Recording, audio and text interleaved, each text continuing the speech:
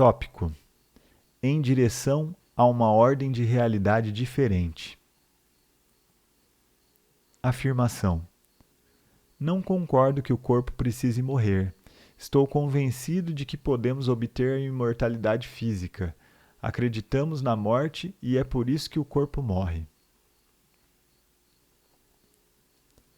O corpo não morre porque acreditamos na morte. O corpo existe, ou assim parece, porque acreditamos na morte. O corpo e a morte são partes da mesma ilusão, criada pelo modo egóico da consciência, que não tem percepção da fonte da vida e vê a si mesmo como uma coisa separada e sob constante ameaça. Assim, ele cria a ilusão de que somos um corpo, um veículo físico e sólido, que está sob constante ameaça. A ilusão está em percebermos a nós mesmos como um corpo vulnerável, que nasce e pouco depois morre. Corpo e morte, uma ilusão. Um não existe sem o outro. Queremos manter um lado da ilusão e nos livrarmos do outro, mas isso é impossível. Entretanto, você não pode escapar do corpo, nem tem de fazer isso.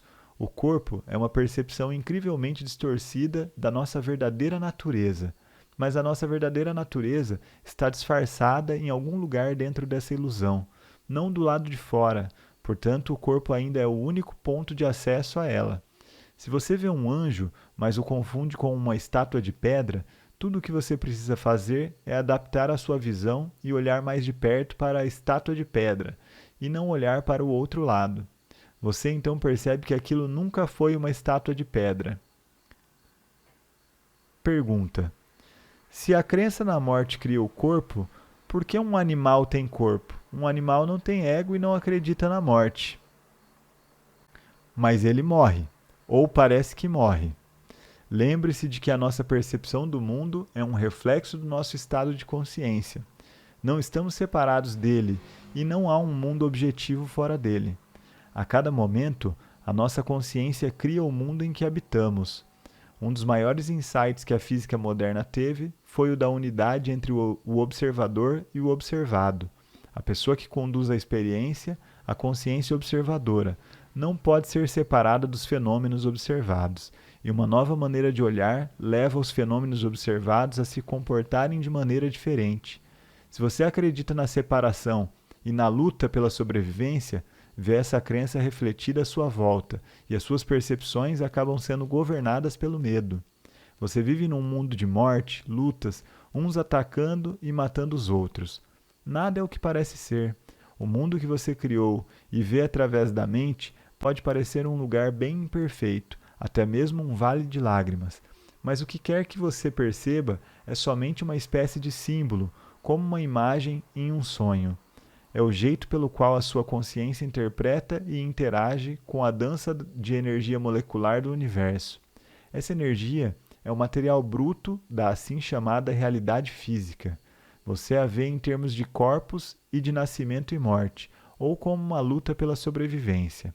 Existe um número infinito de interpretações diferentes, de mundos completamente diferentes, tudo dependendo do que a consciência percebe. Cada ser é um ponto focal da consciência e cada ponto focal cria o seu próprio mundo, embora todos esses mundos se interliguem. Existe um mundo humano, um mundo das formigas, um mundo dos golfinhos, etc. Existem incontáveis seres cuja frequência de consciência é tão diferente da nossa que provavelmente não temos consciência da existência deles, assim como eles não têm da nossa.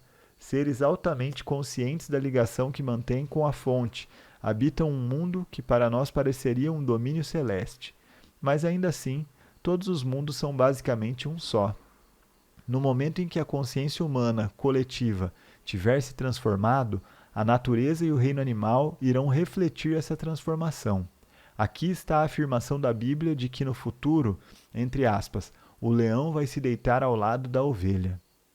Isso aponta para a possibilidade de um ordenamento da realidade completamente diferente. O mundo tal qual se apresenta para nós é em grande parte um reflexo da mente. Sendo o medo uma consequência inevitável da ilusão criada pelo ego, é um mundo dominado pelo medo. Assim como as imagens em um sonho são símbolos dos estados interiores e dos sentimentos, A nossa realidade coletiva é uma expressão simbólica do medo e das pesadas camadas de negatividade até agora acumuladas na psique coletiva humana. Não estamos separados do nosso mundo, então, quando a maioria dos humanos se tornar livre da ilusão egóica, essa mudança interior vai afetar toda a criação. Vamos literalmente viver em um novo mundo. É uma mudança na consciência do planeta.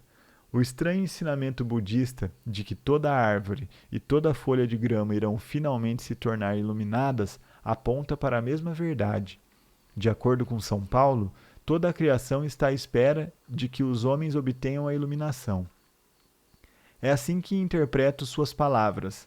A criação aguarda com impaciência a revelação dos filhos de Deus.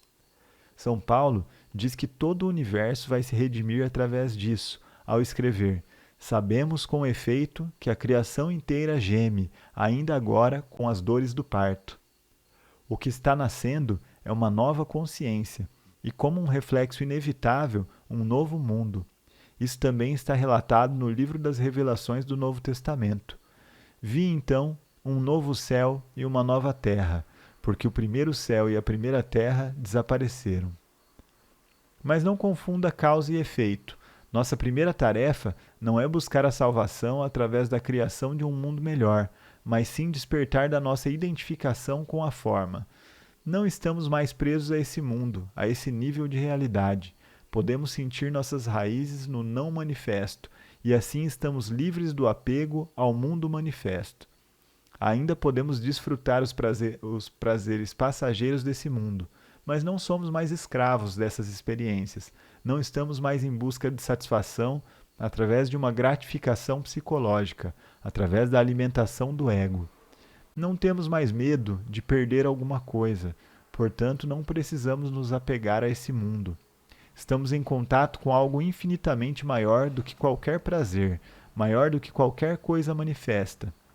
Em certo sentido, não precisamos mais do mundo e nem mesmo que ele seja diferente do que é.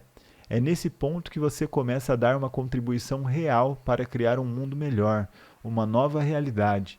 É nesse ponto que você se torna capaz de sentir a verdadeira compaixão e de ajudar os outros. Somente aqueles que transcenderam o mundo conseguem criar um mundo melhor.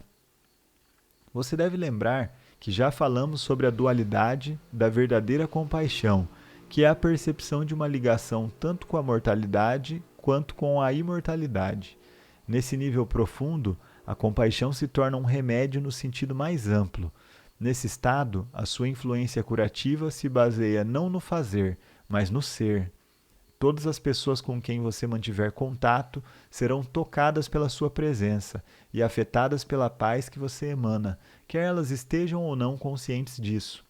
Quando estiver inteiramente presente e as pessoas à sua volta tiverem um comportamento inconsciente, você não vai sentir necessidade de reagir.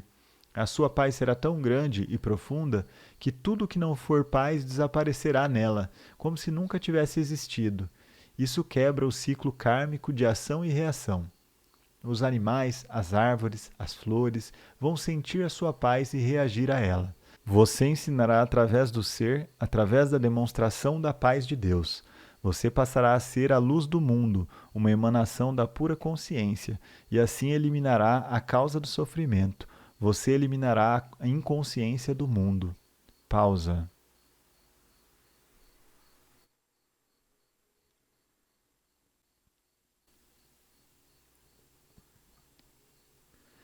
Isso não significa que você não possa também ensinar através da ação. Por exemplo, ao apontar como se desidentificar da mente, reconhecer padrões inconscientes em alguém, etc.